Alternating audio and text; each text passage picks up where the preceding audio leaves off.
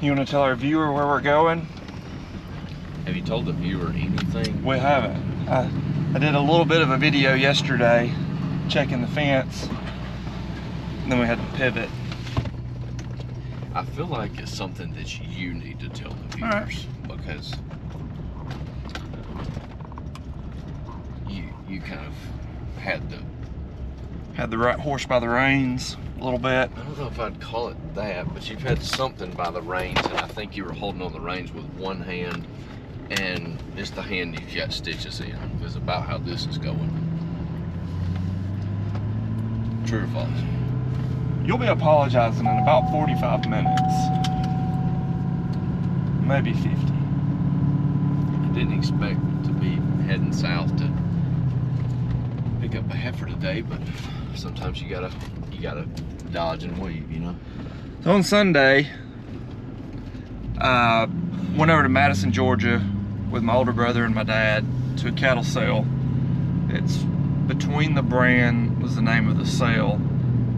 Half of it was some of my family, Partisover Farm. They have a Hereford operation. The other half was Partisover Farm, and they have a registered Angus, and ended up making a little purchase.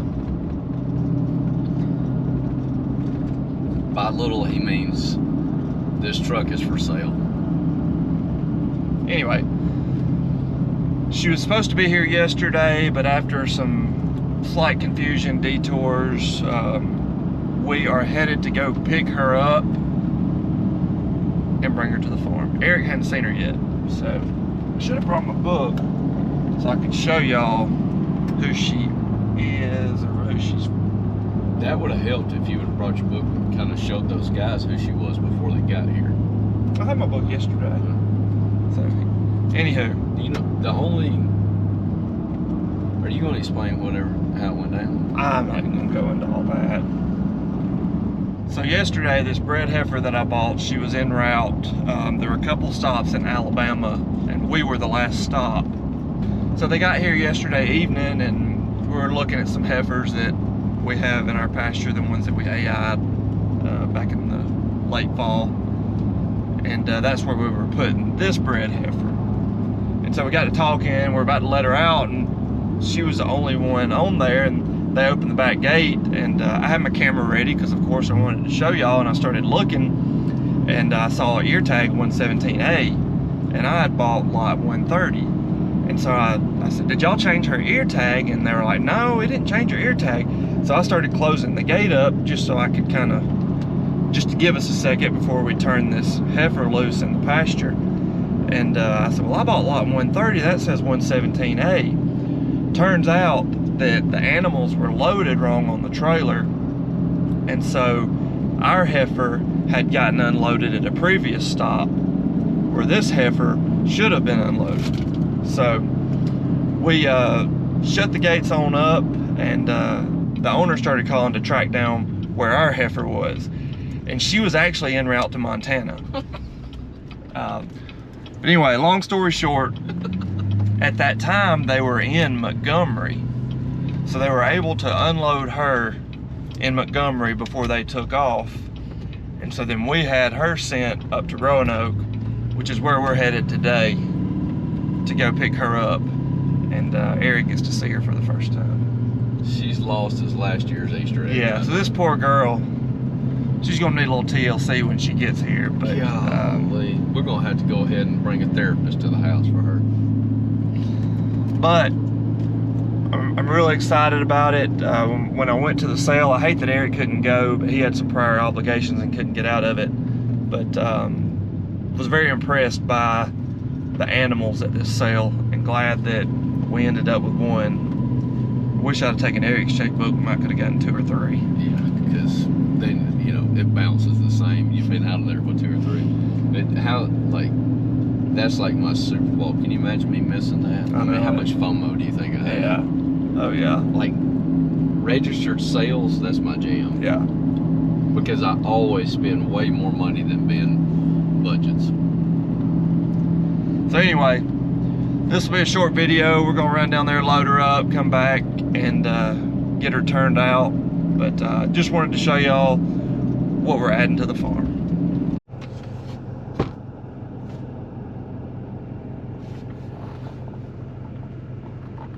What happened to the old days where somebody would just stand out here with a stop sign and then spin it around?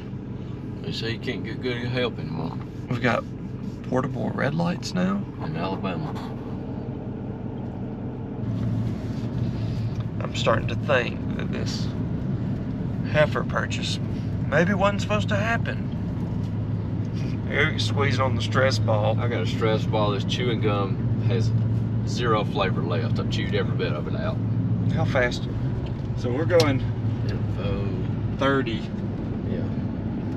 30. We've been going 30 and a 55 since about the time we got through that traffic stop, which has been over 10 minutes now. Show it right there. Right there we are. There we go. Yep. We just hit 20s. These folks aren't in no kind of hurry. Patience, right? Patience. We'll have some forearms. What do you think of going right where we're going? But hey, do you know a common trait? People that drive under 40 have never stopped at a stop sign. Start paying attention. They roll through it. They run every one of them. All right. Rant of the day is over. We're getting close. Yeah. We're there. Watch it be the wrong heifer. If this heifer doesn't say lot 130, I'm throwing in the towel. Maybe a goat.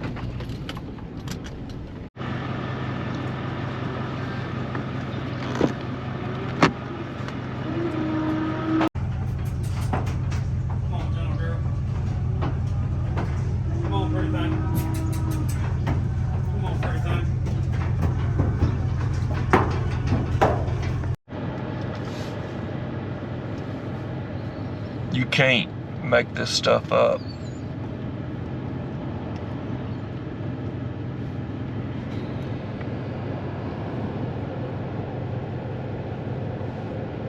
And I know what you're thinking. We took a different road home. It's not the same road.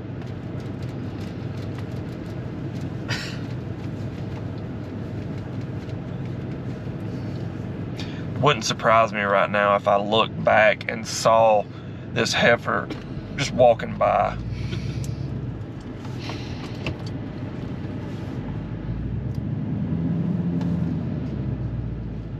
See what they got going on up here. It's only 87 degrees. We're stopped with her in the middle of the road.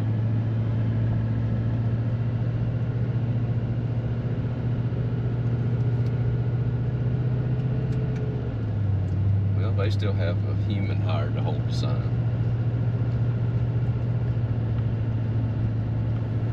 So he got a keyboard he's playing. They got cameras too. Well, we didn't sit at that one nearly as long. Hey, you know the most surprising thing of all? What? Alabama is spending money on 2 different roads. That's a very good point.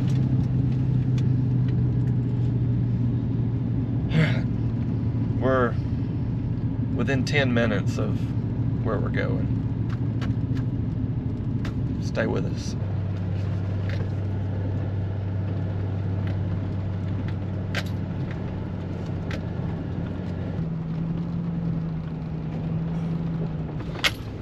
We made it. We've got some open heifers here. We're gonna grab 1 or 2 of them and put them in a pen with this one.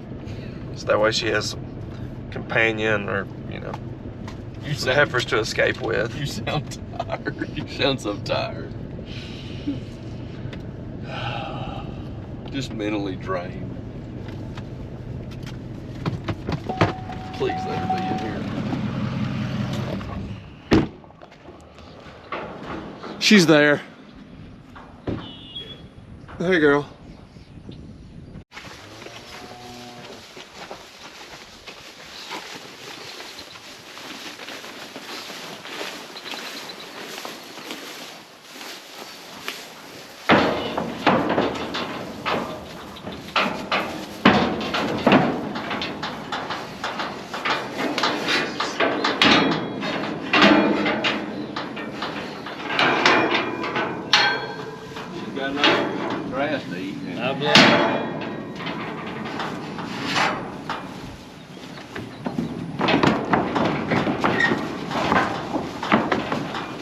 You're home, baby girl. That's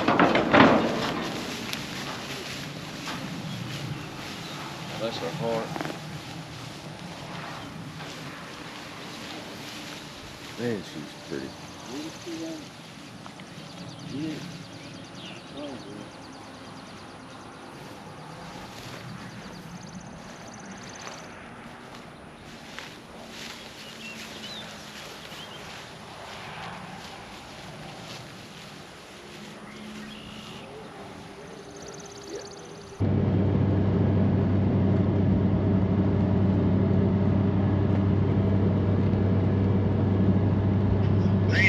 Hey, how are you today? Good. I got her home. Oh, how's she doing? She's good. She just walked right off the trailer and went to eating a little grass, and She didn't empty out too bad or anything? no, she looked good. She's Fantastic. so. Fantastic. I got her in there with 2 other heifers, so I'll keep an eye on her. I was back down there in Edisville today, and I tell you what, I won't ever live back down there. They giving you a hard time. Oh, Lord. I said, well, you know, there's nobody to point a finger at but me. I did it, and I did it the very first thing I did yesterday morning out there in the hog spot. Well, we're all good, so don't worry about it.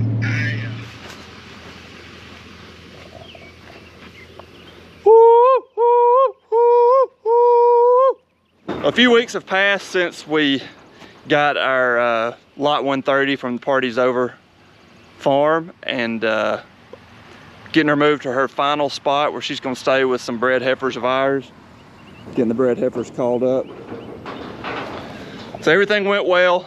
She's been here a couple weeks now. Going to get her moved to this location where she'll hopefully have a calf for us here in a couple months. She's ready to get out.